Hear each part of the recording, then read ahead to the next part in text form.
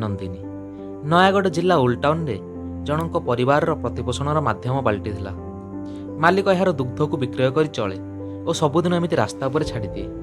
କିନ୍ତୁ ଦିନେ ଏମିତି ରାସ୍ତା ଉପରେ ବୁଲୁ ବୁଲୁ ଦୈବ ଦାଉ ସାଧିଲା, ନନ୍ଦିନୀ ଉପରେ 12 ଚକିଆ ଟ୍ରକ୍ ଚଢ଼ିଗଲା ଓ ଏହି ଦୁର୍ଘଟଣାରେ ନନ୍ଦିନୀର 2ଟି ଗୋଡ଼ ସହ ମେରୁଦଣ୍ଡ ସମ୍ପୂର୍ଣ୍ଣ ଭାବେ ଭାଙ୍ଗିଗଲା। ଦୀର୍ଘ 3 ଦିନ ଧରି ଏମିତି ରାସ୍ତା ଉପରେ ପଡ଼ିଥାଏ ଓ ମାଲିକର ମାନବିକତା ଏତେ ଶୀର୍ଷରେ ଯେ ସେ ତାକୁ ଟିକେ ଦେଖିବାକୁ ମଧ୍ୟ ଆସିଲା ନାହିଁ। ଏ କଥା ନୟାଗଡ଼ ଜିଲ୍ଲାର ବଜରଙ୍ଗ ଦଳର ଭାଇମାନେ ଏବଂ ଗୋପ୍ରେମୀ ଶିବ ଭାଇ ଜାଣିବା ପରେ ସେଠାରେ ପହଞ୍ଚିଲେ ଓ ମାଲିକକୁ ତାର ସେବା କରିବା ପାଇଁ ଅନୁରୋଧ କଲେ।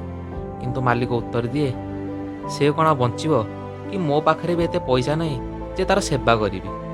କିନ୍ତୁ ଆମେ ହାରିଲୁ ନାହିଁ।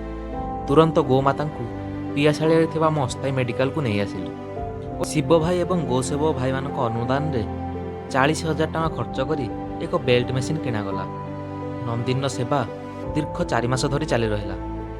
ଭଗବାନ ଆମ ପରିଶ୍ରମର ମୂଲ୍ୟ ରଖିଲେ, ଆମକୁ ସହାୟ ହେଲେ। ଏବେ ନନ୍ଦିନୀ ସମ୍ପୂର୍ଣ୍ଣ ଭାବେ ସୁସ୍ଥ। ଆଉ ଖୁସି ଖବର ଏହିକି ଯେ ନନ୍ଦିନୀ ଏବେ ଆଉ କିଛି ଦିନ ମଧ୍ୟରେ ମା ହେବାକୁ ଯାଉଛି। ଆପଣମାନେ ନା ଭାବିକି ରଖନ୍ତୁ, ଖୁବ୍ ଶୀଘ୍ର ଆପଣଙ୍କୁ ଆମେ ଖୁସି ଖବର ଜଣାଇବୁ। ଶେଷ କଥା ଏତିକି, ବିଶ୍ୱବିଜୟୀ ଆଲେକ୍ଜାଣ୍ଡର ମଧ୍ୟ ଶୂନ୍ୟ ହସ୍ତେ ଆସି ଶୂନ୍ୟ ହସ୍ତରେ ଚାଲି ଯାଇଥିଲେ। ହେଲେ ଆଜିର ମାନବ କେଉଁ ମାୟାଜାଲରେ ବନ୍ଧା, ସେ ତା ସ୍ୱାର୍ଥ ଆଗରେ କାହାର ଜୀବନକୁ ବାଜି ଲଗାଇବାରେ ମଧ୍ୟ ପଛଉନାହିଁ। ଦ ରାଇଜ୍ ଅଫ୍ ଓଡ଼ିଶା ଆପଣଙ୍କ ନିକଟରେ ଏକ ସହାୟତାର ହାତ।